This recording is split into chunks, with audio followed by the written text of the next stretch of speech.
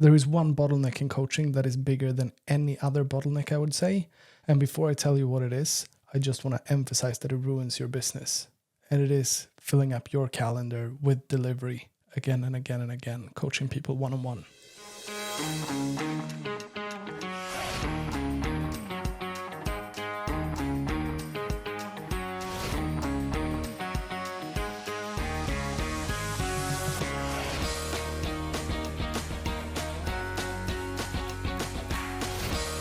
Today, we're going to talk about how to scale your business without burnout and without working yourself to death. And the most natural way to scale the coaching business, moving from one-on-one coaching to group coaching. The most important part of that is without sacrificing client results. Yeah. Because we depend so much on making sure that our clients get great results. Yeah. So we can't sacrifice one thing because we have a need of I can't take in any more clients. Yeah. So apart from that, what's going on for you right now?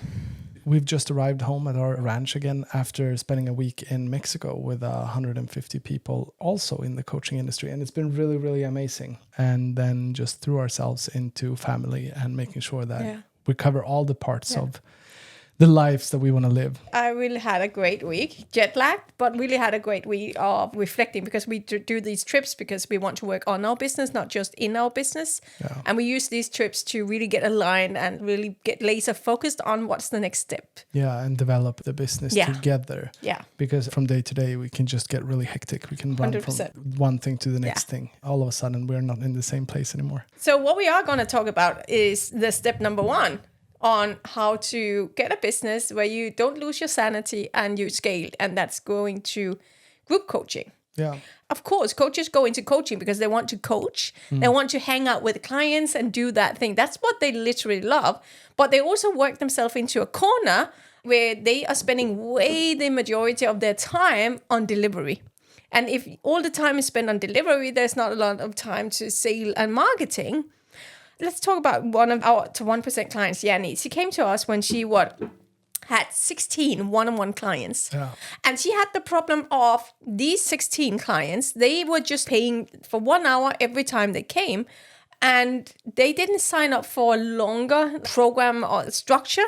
She never knew if they were going to jump out of the program any day or if they were going to sign up, which meant that she couldn't take in more. She had 16 clients, and that was her cap on how many hours she could spend, also to have a little bit of downtime between all the meetings every week. So she couldn't have more clients. On the other hand, if she was losing any clients, she also lost the money. And this is what it's literally about, not compromising 3 different things. Compromising your income. We don't want to have the ceiling on how much we can make. Not compromising how much we work. And not compromising client results. Yeah, and I actually think that's the biggest problem. I believe that all the coaches I've spoken to, the one thing that stands out is that the belief of one-on-one being more valuable than group coaching. Yeah. So I would like to start with that problem because it's a big problem. If you believe that you need one-on-one coaching from someone else to move forward, and if you believe that your client needs you, then you're always going to be stuck. So we got to start with addressing that. And personally, I understand the belief. Yeah. Here is my experience. First of all, I would like to share, I would never buy a one-on-one program today. No. Never. And the reason why, because I need the community, I need the people.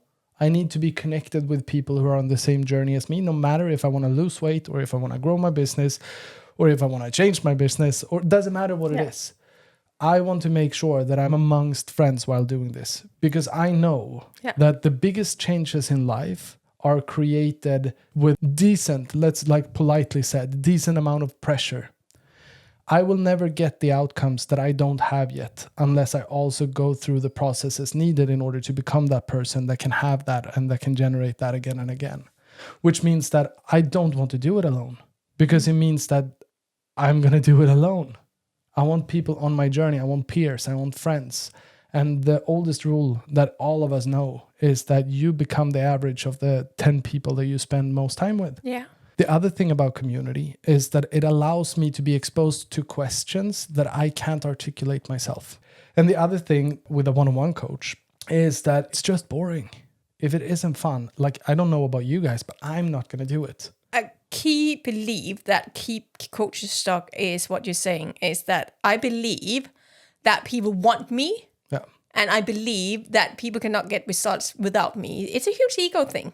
Absolutely. It's more about that you want to be the one who's being celebrated, or you want to be the one who make them reliant on you, because it's not your ego speaking very loudly that you think you're the most important thing in the room, but it's not what they need. They need the other thing.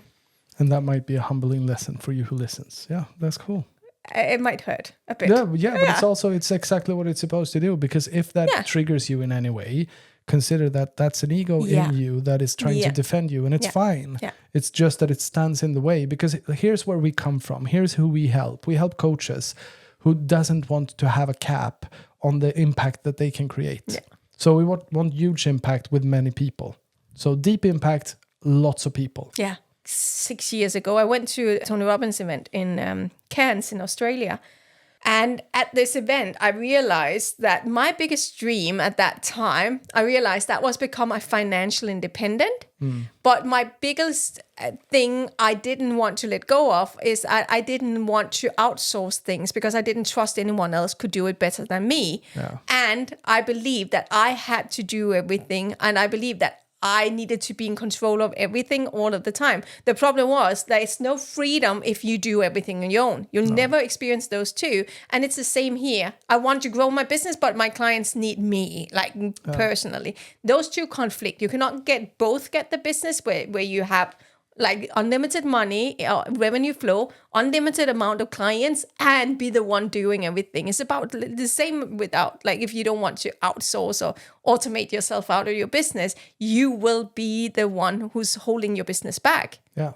Everyone I speak to on my stage calls say they want me. Yeah. They want to work one-on-one, because I gave them the option either to join my group program or work one-on-one with me. Yeah. See, that's your framing. That is way wrong. Yeah. That's how you've been framing, and that's what people have been taught. That's you asking the wrong question rather than what they want. So stop believing what people say, because they are not saying what they want. They are following your frame when you're framing the question. Yeah. I really like that you add to this topic the objection that, like, I want to buy one-on-one coaching. Please remind me, because there is such a great way of handling that objection with a very reasonable logic conversation. When we're getting that, first of all, we need to be empathetic. We need to understand, okay, so where are they coming from? Yeah. So they are relying on the trust that you've currently built with them. Yeah. And if you're not going to be there, then I'm scared it's not going to work. Yeah. But how we can handle that is by, first of all, acknowledging that we understand, and then we can ask, super, super simple. If you could only choose one,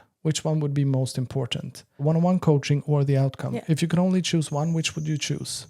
99 out of 100 is going to say the result. Yeah. If there is someone that says, I want the one-on-one, then I would say, hey, person, it sounds like you're looking for a friend, not a coach. I would look for a friend instead, because I'm a very expensive friend. And then the other part of the conversation is when they say, no, I want the outcome.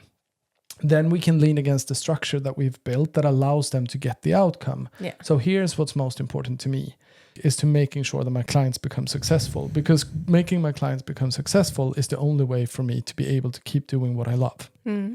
So I am not going to risk putting someone in front of a journey that I don't fully trust and believe that they are going to be able to walk. Can I add just 2 cents to that? It's your job as the expert on an interview to figure out what does this person need. And then your second job is to present to the person the thing you know will help them. And if you don't believe your group program is the one that will help them, your problem is somewhere else. You don't trust your group program is good enough. Yeah. Because if you trusted your group program was good enough, there's no reason for you to ever mention that there was an option to get the one-on-one coaching. I love that. I love that. And it's super, super great. And here's the thing. I believe that you'll have to do some one-on-ones because it's better for your clients. You will do it because you need it to learn. And to get your certainty. Absolutely. Yeah. Absolutely. But if people want one-on-one time with you, they also have to pay accordingly. Yeah. And if that feels like, but they're paying like 350 euros per hour, then I would say, okay, cool. So you have a decent hourly salary, but we're not going for hourly rates here. What we're going for is impact. Coaches sell results because no one hires a coach because it's nice to speak to them. Yeah. let's go into the nitty gritty and talk about, so how do we actually behave and how do we create that journey from I only have one-on-one clients right now to I'm only running group? First of all, get yourself 5 one-on-one clients. When you have 5 one-on-one clients, reach out to each and every one of them and let them know, hey. The reason is, it's okay to just Yeah. like say that. It mainly speaks to people who are new, which means that it's harder for you to sell and you're not sure if you can fill up a group program from the beginning.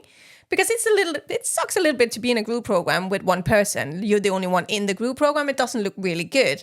So there's 2 reasons why you would sell one-on-one in the beginning. There's nothing wrong with one-on-one. You learn a lot, as you said. You learn a lot. But also, if you are not sure you can fill up like the first group program entirely, it's better to be safe than sorry. So based on the context, where I'm coming from is that you already have sold one-on-ones. Yeah. So if you don't have any clients and if you feel like I'm ready, of course, start a group program right away. Yeah. But the person who had the most one-on-one clients with us had 21 one-on-one clients. Weekly meetings. It's a full-time job, and then marketing and sales on top of that. By the way, you should put 80% of your effort into marketing and sales. So if you have 21 meetings with clients every week, then you can see how much you need to work. The good news is that you can do this with 5 clients that you have one-on-one right now, or you could do it with 21 clients that you have right now. But here's the thing, reach out to them and let them know, hey, so I want to upgrade you and give you a bonus. And here's my thinking. I would like to take all of my clients and I want to grant you an extra group session. And it's not really a hard sell because they're getting an upgrade for free. I suggest that if you can and if it's possible, keep the people who are on a one-on-one contract in the one-on-ones. So keep delivering that. But that means that in less than 24 hours, you can create a group program. Yeah. You do not need to create a library, a welcome series. You need nothing. The moment you have a weekly meeting, you can plan out the next week's meeting, and then all the planning is done. And then you take up the topics and you take up the things that you think would benefit the group the most to talk about. You prepare it, you deliver it, and then they get a homework or they get something to do. Step number 2 is that when you have that group program, anytime you ever meet someone in a sales call, wherever, whenever you sell anything, you sell the weekly group call. And then the objection might be on your end to say that, but it's not a structure, like it's just a weekly meeting. Yeah, but it got to start somewhere. And you're still going to control the narrative and their journey. So when you sell them, and this is crucial, when you sell them a group program. When you deliver it, which is an entirely different thing, then you're measuring their participation and their capability of moving towards the outcome. When we create a group program, it's kind of like creating a highway. And that highway is designed to take people from A to B. And in that highway, we add a lot of components. It can be toolkits, it can be frameworks, it can be trainings, whatever it is that we need to add in this highway to take them from A to B, that's what we add. And we build that highway while measuring if people are following the highway. And anytime you see a client of yours deviate from the highway and end up in the ditch, guess what you do? You reach out and say, hey, I'm seeing that you're struggling with this and I'm seeing that you're having a problem. Would you mind jumping on a quick call, 10 minutes, to see if I can help you figure that out? And then you are giving them a one-on-one for 10 minutes where you sort out the specific problem that got them stuck and get them back on the highway so that they can continue the journey towards the B. When they can continue towards the journey on the B, they're good because they're on the highway. And if you see the same problem occurring from many people, so all of your clients seems to have this problem, guess what you do? That's feedback to you. Create a training that takes care of that so that you can put that training automatically on the highway so that you help your clients get from A to B as fast as possible. Once you've done this and had, let's say, 30, 40, 50 people through this, then you can take out the one-on-ones because then you know that your highway contains everything that you need. And when it comes to one-on-ones, like the 10 minutes we just talked about, that's once a week, once a month, maybe. So that's once a month, just checking in with the people you already see are deviating from the plan. Yeah. And once you've gotten that far, then you have your group program completely built. Then step number 2 happens in terms of building your group program. Then you start taking out all the pieces that builds complexity in it, so that you build a neat, lean process. And go back and watch the other episode we made about delivery models because there are a ton of different group delivering programs. Yeah. You can do it like a group program that starts one day and ends. So it launches more. A lot of people find them quite stressful. We prefer doing evergreens that is always running. And you can also do a hybrid where you do both group and some one-on-ones. But what's that other episode about that? So what Yanni did was she had these 16 people and she was stuck in this limbo between I want to scale and I don't have time for more clients. So what we did is that we built out her group program and exactly followed the step you just mentioned. We built out a group program that was highly valuable, her signature system. We built a great offer. And remember, these people, they were paying just for 1 hour every time, and they paid 80 euros per hour they were buying, and no contract or anything. So it was a small amount. But we made the program so it was a 3K offer for 9-month group program. So 3,000 euros for 9 months? Yes. And she gave the offer to everyone. Every single one said yes and started the group program and paid 3K instead of just 80 euros every time. Yeah. Thank you for that. I want to give a cherry on top before we wrap up. And the cherry on top is this. When you are selling coaching, you want to make sure that you sell expectations that are reasonable. Yeah. And you want to make sure. So when you have a group program and when you are currently using one-on-ones to help your clients when they need to, don't sell that. Because guess what? If you're saying you're also going to get a couple of one-on-ones, then you're building an expectation. It could be that you need a 90-minute startup meeting or a 60-minute startup meeting in order to get them onboarded. But the most valuable thing is when you can over-deliver on their expectations, they are going to love it and they are going to stay for longer. The last puzzle piece of this is that you need a decent price point, at least 2,000 euros for a 3-4 months program. Could be 10 weeks as well. But you need a decent price point because you need them to have invested more than the pain it costs them to go through the process of getting to the other side. If you like this episode, please make sure that you like and subscribe. And also, we'll put a link below for a further training for you to go through if you want to scale your business. And otherwise, we'll see you next week. I love it. See you next Wednesday, guys. Bye.